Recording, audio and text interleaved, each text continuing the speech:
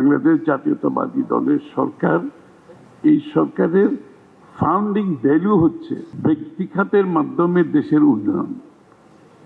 মানে এই দলটা হয়েছে কিন্তু এই একদলীয় শাসন থেকে, সরকার চালিত অর্থনীতি থেকে বহুদলীয় গণতন্ত্র এবং মার্কেট বেসড ইকোনমি, সকলের পার্টিসিপেশনের ভিত্তিতে এই দলের অন্যতম ফাউন্ডেশন কিন্তু এটা। এই যে মুক্তবাজার অর্থনীতির যে কনসেপ্ট, এটার ভিত্তিতে আমরা সরকার পরিচালনা আগেও করেছি, এখনো আমাদের এই কাজটাই করতে হবে।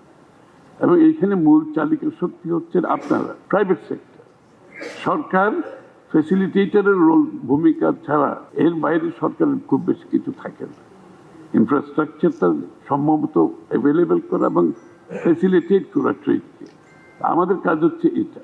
আমি পরিষ্কারভাবে বলতে চাই যে কোনো রপ্তানি খাত, সম্ভাবনাময় খাত যদি রপ্তানি খাত উঠে আসে, আমাদের খাতে প্রপোজাল দেয়, আমরা সেই খাতে গার্মেন্টসের যে সুযোগ সুবিধা আছে সেই সুযোগ সুবিধা সেই খাতগুলোকে দিয়ে দেব। বন্ডেড ওয়্যার হাউস বলেন, ব্যাক টু ব্যাক ফ্যাসিলিটিস বলেন, all the rest of it. আপনারা বলেন গোল্ড আসেন, ডায়মন্ড আসেন, এই যে একটা চুরির, এটা আমাদের সিদ্ধান্তগুলোতে বাধা আসে কোথায় জানেন?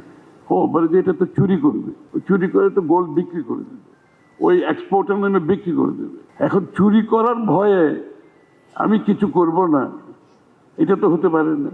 এখন চুরি করবে 10 জন আর 90 জন তো চুরি করছে না, তাই না? তো তাই বলে কি আমি এই খাতগুলো ডেভেলপ করব না?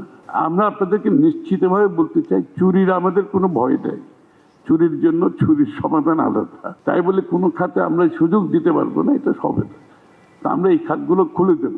আপনারা আসেন, যতগুলো খাত নিয়ে আসবেন, এক্সপোর্টের সম্ভাবনা নিয়ে, এক্সপোর্ট করবার সুযোগ নিয়ে একেবারে খুলে দেবো বলছি। Back to back LC, bonded warehouse, without harassment, bonded warehouse.